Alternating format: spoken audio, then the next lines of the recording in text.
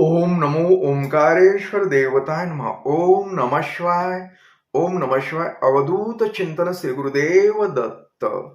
मंडळी, शंका समाधान या कार्यक्रमासाठी मी संगमेश्वर गिरी श्री क्षेत्र ओंकारेश्वर देवस्थान बिलोद्यान जाणेगाव इथून आपलं सर्वांचं हार्दिक स्वागत करतो.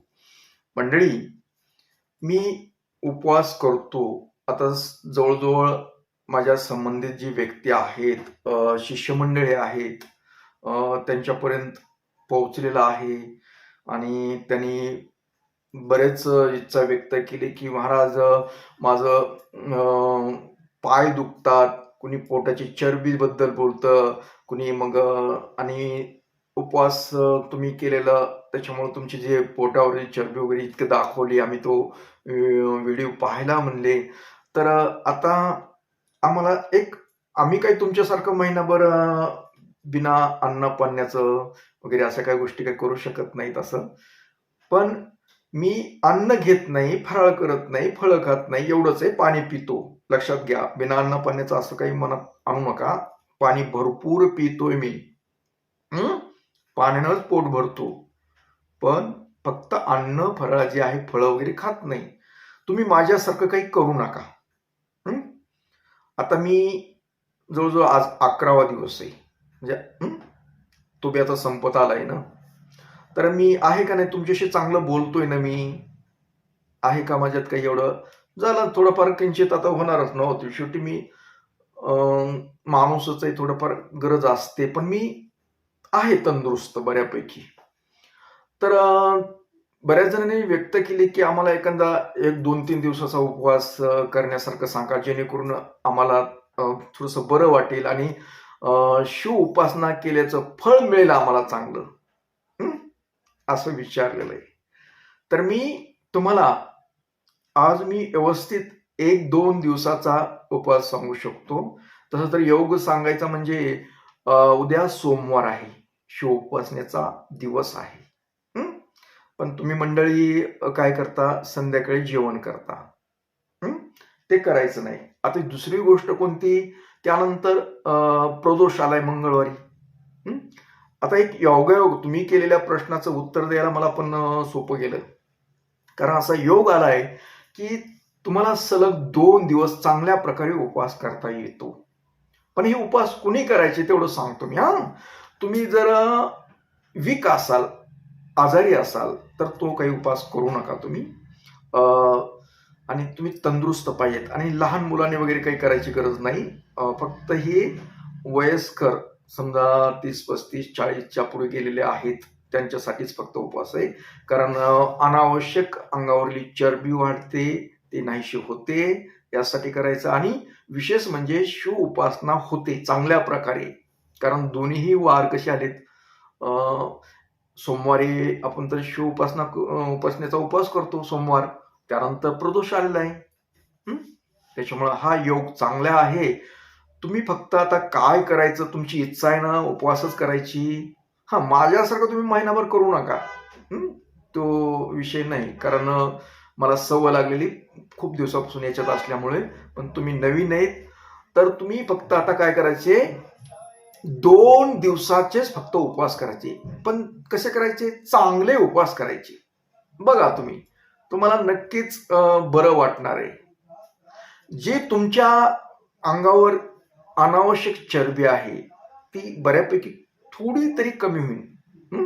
पाव किलो, अर्धा किलो तरी कमी होईल. आणि तुम्हाला कसं तरतरी येईल, अंगात ऊर्जा, तुमचं अंग जड पडलेलं आहे ना, ते एकदम फ्रेश होईल 2च दिवसामध्ये. आणि पोट कसं मोकळं वाटेल, तुम्हाला काम करायला उत्साह राहील त्यानंतर. हे आणि विशेष म्हणजे तुमची शिव उपासना ही सफल होणार आहे. त्यासाठी आता आपल्याला काय करायचंय की आता सुरुवात कशी करायची, तर सुरुवात आज हा व्हिडिओ पाहिल्यानंतर तुम्ही सर्वप्रथम मनाची तयारी करा.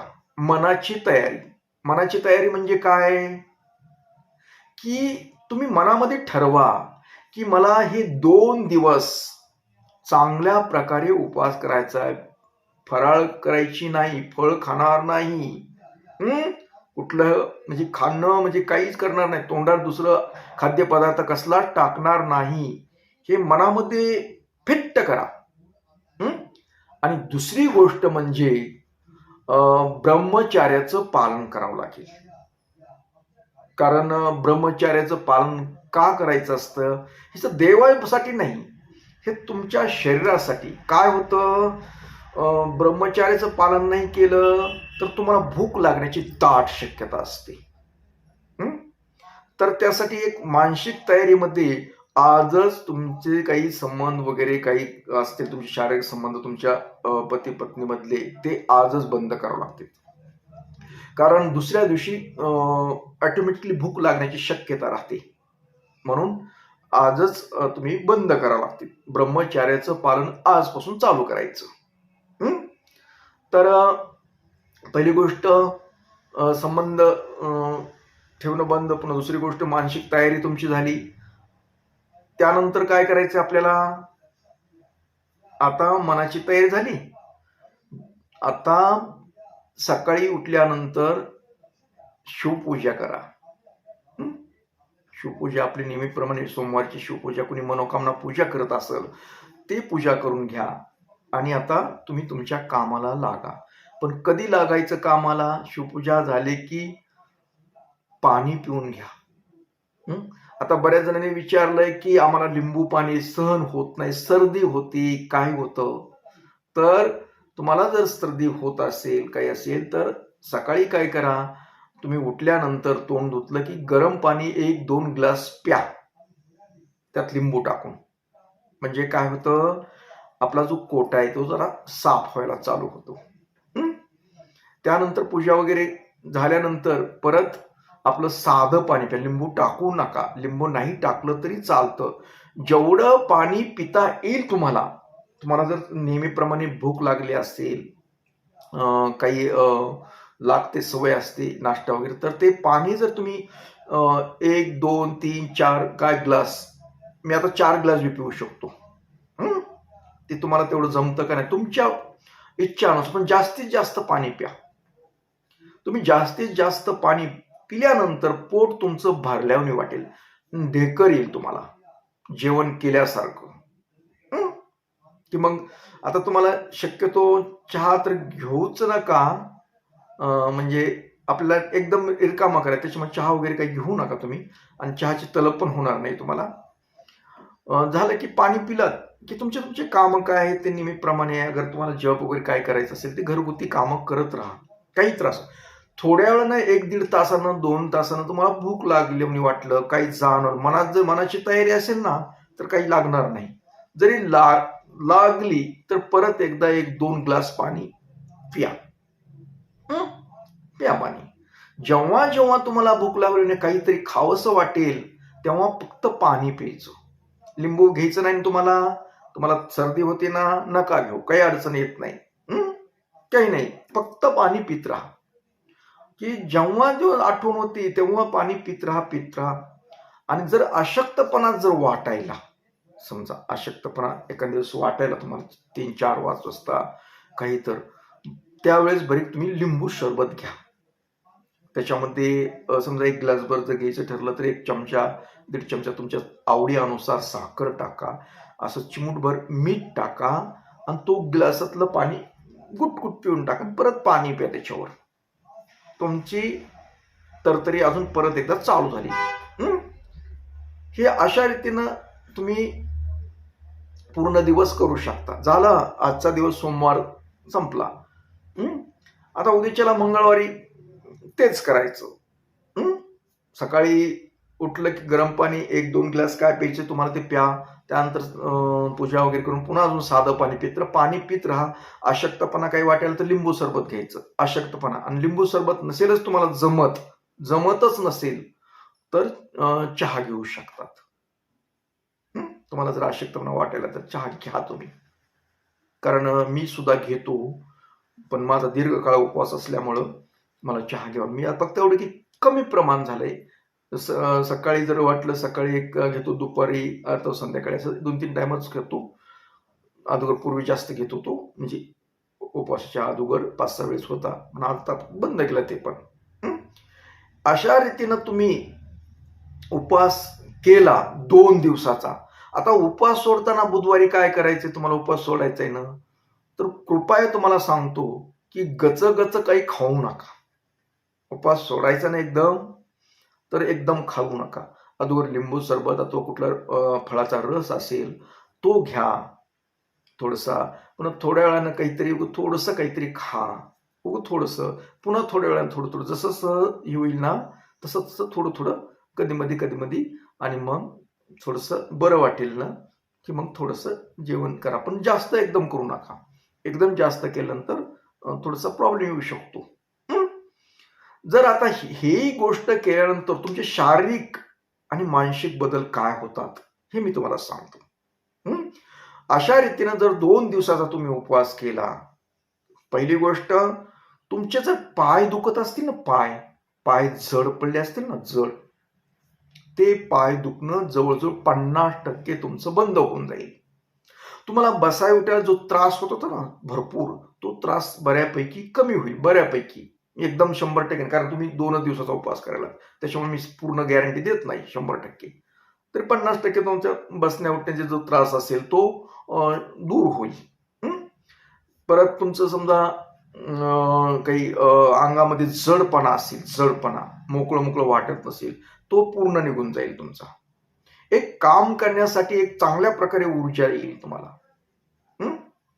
आणि कसं हलकं वाटेल, उत्साह वाटेल काम करण्यास. आणि तुमची जी मानसिक ताणतणाव होती ना, ते सुद्धा दूर होतील. तुम्ही म्हणता हे ना काय बोलू, अशा उपवास केल्यानं होतात. तुम्हाला टेन्शन येतं, कुठं काही होतं, ते बऱ्यापैकी बरं वाटेल.